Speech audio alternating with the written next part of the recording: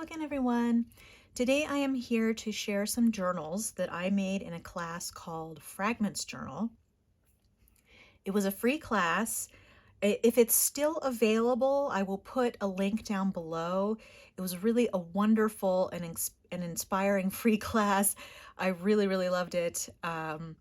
It kind of inspired in me this whole this whole body of work that I think that I'm going to continue to work on. But basically the whole concept is you are piecing together fragments of things. You're piecing together, art that you had and forgot about, little bits of paper that you love, and that sort of thing. And you'll get more of a feel for that when I show you my journal here. I actually have two to show you.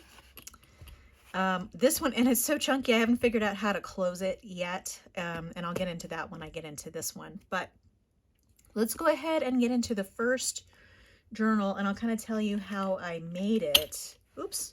Yeah, this is part of the problem. It's so chunky that it's hard for me to get anything to keep it closed. Okay, let's see if that'll work for the time being. All right, so let's go ahead and open this here. So first, let's focus on the outside. I made this cover by cutting out. Basically, I picked the size of the biggest papers that I was going to put in this notebook. And then, actually, I think I'm a little crooked. Am I a little crooked? Yeah, there we go. Yeah, so I picked the size of the biggest papers that I was planning to put in this journal, and then I cut it to size both ways. But this is actually a record slipcase, or whatever you want to call it. Basically the cardboard that surrounds a record. Someone had shipped me something in one of those, and because I probably would not separate that from a record if I had it myself, but someone shipped me something in a record case, and so I decided that that would be a good substrate to use for the cover because it's pretty, thick and chunky. And then this is a jelly print that I did a while back, and there's actually one from the same jelly printing session that I did on the back. And these were just in my storage for various art papers.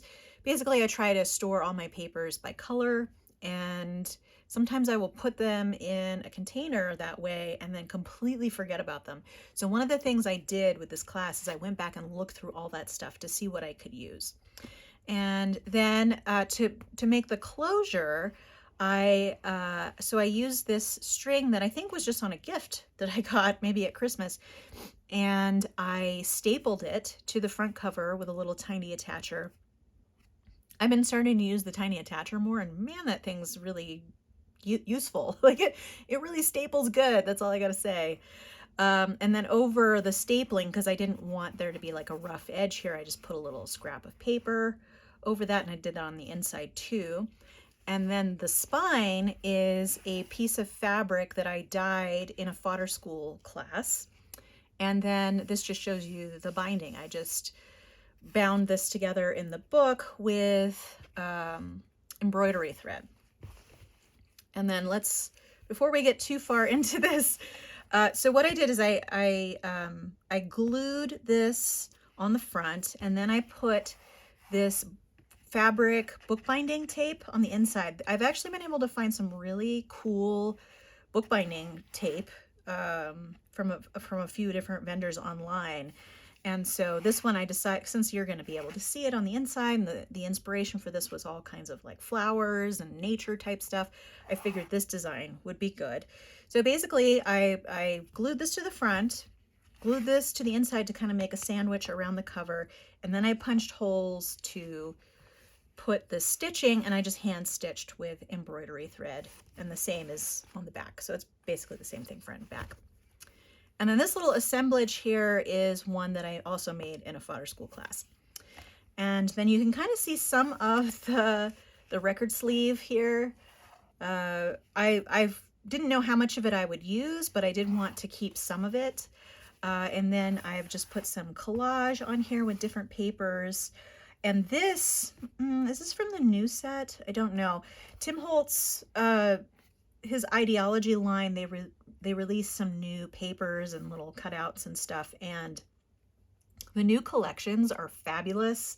I ended up using a lot of, I know they appear elsewhere. If this isn't one, this might be from a prior collection, but I'm gonna have to get more because I'm like completely using it up.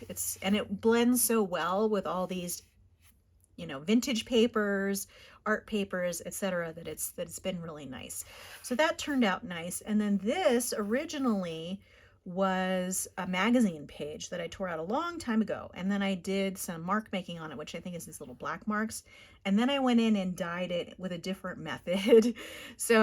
But it was just kind of a scrap that I wasn't going to use, so I put it here, and it says, "Summer, aware of autumn's eager approach," which I thought was kind of a sweet little saying.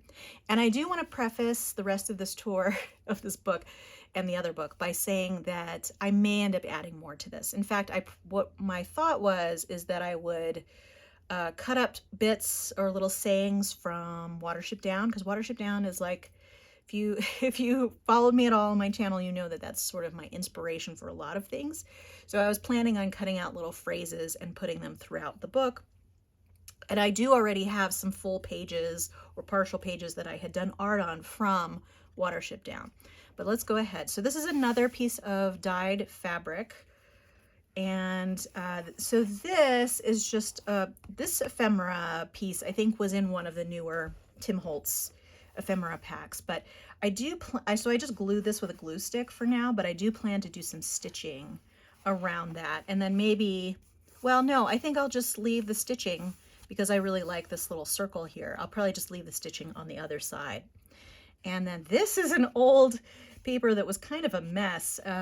This was really just, you know, it was a class I took at one point that was, I think it was a Lally Mill class, where we tried to make all kinds of different papers using all kinds of different methods, getting really crazy. So this was one of the much busier papers that I made, but I thought it made a nice front to this. And so in here you'll see jelly prints, pieces of paper that I wrote on and painted, all kinds of things. This is a die cut. This was done with a jelly plate with a little, jelly makes these little like it's almost like a gel plate, but it has a pattern on it. I don't remember what they're called, but that was done with that. And then we have more ephemera paper, more assemblage, more of this little beautiful flower, but the color combination really works well. And what I also really like is that the pages aren't all the same size. So I really have to think about framing. You know, when I first get in here, it's like, you know, how do I want it to look? Because you're going to be able to see the things behind. So I also thought that was kind of, it's almost like a puzzle of, you know, what's going to look good with what. So I wanted to make sure, you know, I had a little bit of purple over here to reference this purple. There's blue up here to reference this blue. And it just goes on and on like that. And I thought that was really cute. And then in these, I've put, so in this particular one, this is another Tim Holtz ephemera thing, because I love little vintage bird illustrations and that sort of thing. And this new pack is full of that. So it's really cute.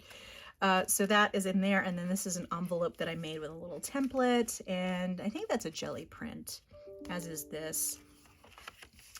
And then we have a page from Watership Down, some vintage papers, more just collage papers. And then I have a couple of these in here. Actually, they're Target sheets. And I really don't like the idea behind that. So what I'm planning on doing is coloring in this whole, I don't know if it's a crow or a raven or something, but I plan on getting rid of the Target information, basically. So getting rid of this and that sort of stuff, and then just, you know, filling in the little lines. Just because, you know, I don't think people should be shooting animals, but, you know, and if you do, you know, eat them. That's my only ask. Just don't let them go to waste. But yeah, but I had gotten these in part of an ephemera pack that I'd gotten off of Etsy a long time ago. So I wanted to be able to use them finally. And here's just a little page full of collage of different things. And there's not much really to say about the rest of this. It's all kind of a hodgepodge of different things, different little vintage ephemera and, you know, new ephemera and art prints, just basic collage papers that I'd made. But a lot of these were just languishing, or you know, they're little pieces like this that I just hadn't found a use for. Yeah, making sure you can see pretty much the whole book. Some of this is going off the side here, but that's okay. And this was actually, I don't know what the process is called, but it's like an Andy Warhol method where you put acetate over a picture, a photo or a drawing or whatever, and then you draw over the lines with either acrylic ink or, you know, some kind of ink, and then before it dries you put it onto a piece of paper. So basically you have the drawing here, acetate, paper up here, and then you flip it. So this is going to be a flipped image when you put it on the other piece of paper. But this was really fun, and then I colored it in. I think this is watercolor that I colored that in with. But I really liked how this turned out, but I just wasn't using it. So I ended up cutting it in half. You'll see another piece of it here later. It's pretty jelly print heavy and print heavy just because, you know, whenever I, like this is a gel print, whenever I jelly print, I end up having a lot left over, just because I make so many papers. And then, you know, here's one of my little bird assemblages that looked really nice in here. That page, just the colors went well. And, you know, this is one of those pages that I probably want to add something else to. And this, again, is one of the new ephemera things available from Tim Holtz. This is, I forget what it's called, but it's a little paper frame with stitching. Really, really beautiful. I mean, this new collection is, like I said, all stuff that I would use a lot.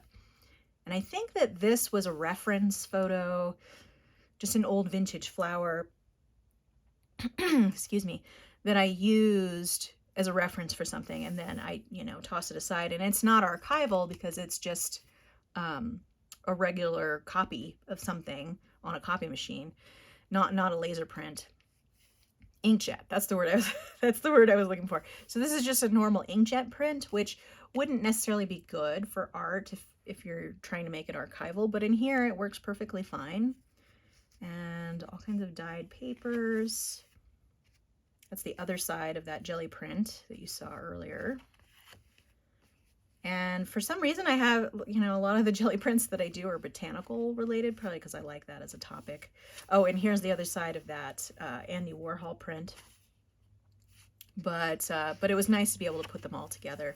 So I did try to stay with sort of a vintage paper vibe. And here I have a little card in there.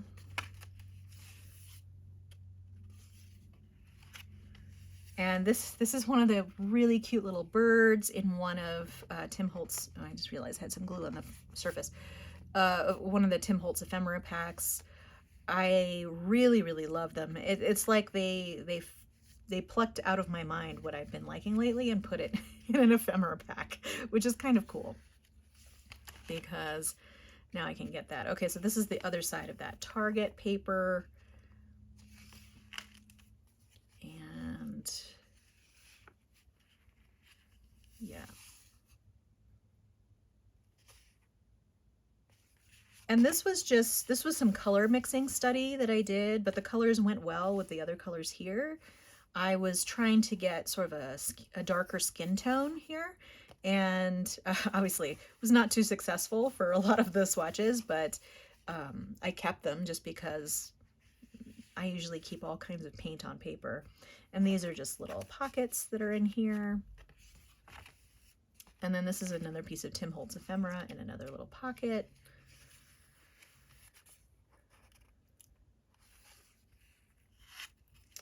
Okay, and then there's two signatures in here. So here is the cloth that is the backing for that, and then here's the cloth that's the backing for that. Another dyed paper. And, you know, since this is taking a little while to go through, because I do want to give each page justice, I think I'm going to do the second one in a separate video. So this will be part 1 of 2, and then I will do part 2 of 2 with the other book, with the other Fragments journal. And that one's put together a little bit differently, so it's worthy of a whole other video. All right, and then I just have a little piece of collage paper in here. You may recognize that as one of the doodle pages that I showed, testing the, oh, what kind of markers are though? I forget. I had swatched an acrylic marker set, and this was one of the sort of doodles I did with one of those markers. This paper, so busy. I did put something on the other side just because it is such a busy paper. Because I think I had just done some scribbles on it, and then I did a jelly print over, and then I think I did something over the jelly print. I turned it into an envelope. But now it's finally finding a use in here. And then this was paint, a paper that I just painted brushed off my paint on. And then I was using it at my sewing machine to kind of test some stitches because I had some tension problems. Or I was trying to see, you know, what spacing led to what kind of a look. So that was just a test page like that. And I figure, hey, I can put that in here now. And then I have a jelly print on the back. And I kind of like all the strings that hang off of there. Another handmade envelope. And then I really liked this little guy because he kind of poked out here. This is another piece of Tim Holtz ephemera. And this print, actually, this is the back of the print because I was using really thin paper. So this print was made using food coloring and soap. I think I looked it up online to do with my little nephew, probably many years ago now. But basically you mix food coloring with soap and then you blow into it with a straw and you get a bunch of bubbles. And then you basically, you know, you can either scoop the bubbles off and put them on the paper, or you can put the paper onto the bubbles. So we tried a variety of different things, but it led to a really fun result. And, you know, I have not done it since then. I probably should again, maybe with using a little bit better quality art materials, because this was just food coloring. But you can see it really led to some fun results. All right. And then another butterfly from the Tim Holtz collection. This was a dyed paper that I did in Dyed and Gone to Heaven.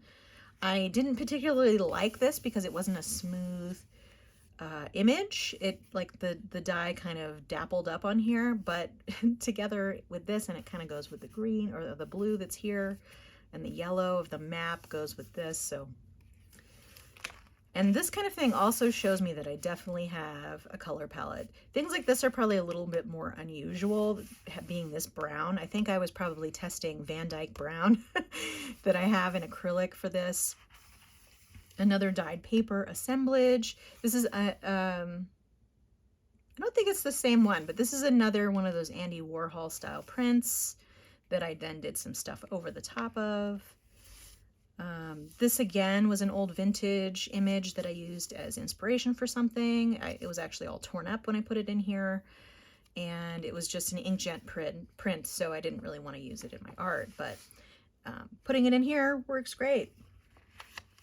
And this was actually, so there are a lot of like kid experiments. So this was shaving cream with, I think it was ink on top, some kind of ink. I can't remember. It might have been food coloring again. But basically, you know, you put a bunch of shaving cream in like a flat pan, and then you put a bunch of ink in there, and then you kind of swirl the ink into the shaving cream, and then you put the paper on top. And I actually got quite a few sheets out of it, like few generations of of prints, and those are kind of neat too. They're almost like marbling, but I don't think I ever really fully got the hang of that, but it's kind of nice to be able to use it. And then here's another dyed fabric, dyed and stamped fabric over a jelly print. And then here's that other target with a rabbit, and I plan to do the same thing with this one. I plan to paint in all of the little target things because I just want it to be a rabbit in a circle and I don't want it to be about hunting. And then this, I mean, I think this is one of those newer, it's not a true vintage paper. It's one of those papers that had other images put on top. I think I got it as part of some ephemera pack that I got somewhere. But I did like the look of it, and the birds and all that kind of stuff does go well. And then on the other side, it has this beautiful leaf print, which I thought was nice. And then this is another jelly print. And if you're wondering how I got these weird textures on here, is this was just spraying the jelly plate with either with ink or a paint. I should say it's not ink. So I use acrylic paint and then I'll either, you know, do a pass and then I don't have a lot of paint on the jelly plate, so I'll spray water. And this was probably several different layers, and then, you know, one of the layers with just a little bit of paint with water on it created that effect. I need to do that again. I haven't done that in a while on the jelly plate, but it leads to some really fun results. This is another Dyed and Gone to Heaven paper. Some more fun with jelly plates. I think I was trying to put more water on the edges to see what that would look like. Oops, looks like I skipped a page. And here is something I made with my own handmade stamps. A little handmade rubber stamp of a rabbit, and then I don't know what this is supposed to be. Maybe a little burrow, you know, something like that. And then this was just paint, jelly print over paint, lots of leaf jelly prints, another leaf jelly print, old vintage paper. So this is the other half of that Warhol type print. I don't like the framing of this, so I'm trying to figure out how to create a better composition for this. I added some little stamped images that I did over here, but we'll see. It's another one of those little Tim Holtz frames because I felt like this needed some different composition. And what I might do is go in and paint on top of this so that this is all white or this is something else, and then you just get this little frame in the middle that preserves the original image. There we go. More of these beautiful leaf jelly prints. I did a lot of small ones with a very small plate, all on the same sheet of paper, and they came out really nicely. I'm glad I can finally use them. This was probably from that same session. This is one of the pages in Watership Down where I did some leaf prints on top. And then this has another little card in it with butterflies. Another jelly printed envelope. And then that's the other side of that sort of washed out print. And again, with the water on the jelly plate. More of that Dyed and Gone to Heaven paper. That's used very much throughout here just because I love that paper so much. And here's that other side of that rabbit target paper, which I'm going to alter. The shaving cream print. This is the other side of that print that had just a little bit showing. Some papers on the edges. And I think this is like, this also is from an ephemera pack, and it's just a sticker with all of these, with like a collaged image of vintage papers. And I think it's kind of fun to see one side of the image versus another. Some pages are more blank than others, and I'm wondering if I should write on them. I mean, I might find like some phrases or something and write on them, but I'm definitely going to put little text bits. I'm not sure if it's going to be from Watership Down, which is probably my first choice, or if just little sayings that I found in magazines or whatever. And this is the other side of that sewing and paint wipe off. And this is a really old jelly print. This is probably from, you know, my early days of jelly printing years and years ago. But I wasn't too keen on the color combination, but again, here it kind of goes okay. And then that is the end. And then we have this back here, which is also on that record, so you can see little bits of it shining through. And then here's some paper, especially on this side. I didn't want, you know, me to have to rub on the staples that are on the other side. And then there we go. And in order to close this, I kind of have to keep it closed to tie it. It's easier just to demonstrate than to tell you.